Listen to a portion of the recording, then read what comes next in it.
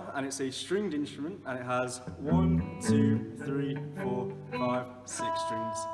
Now you might notice that there's these little metal lines going up the neck of the guitar, and the gaps of these are called frets, and you press your finger down onto these frets to play a note like this.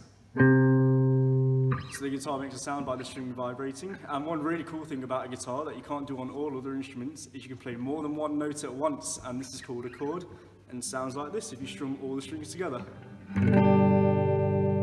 Now with an electric guitar, they're really cool because you can use an amplifier, and an amplifier is basically a big speaker that makes your guitar sound super loud and super cool, and you can put loads of cool effects on it, so you can play rock songs like...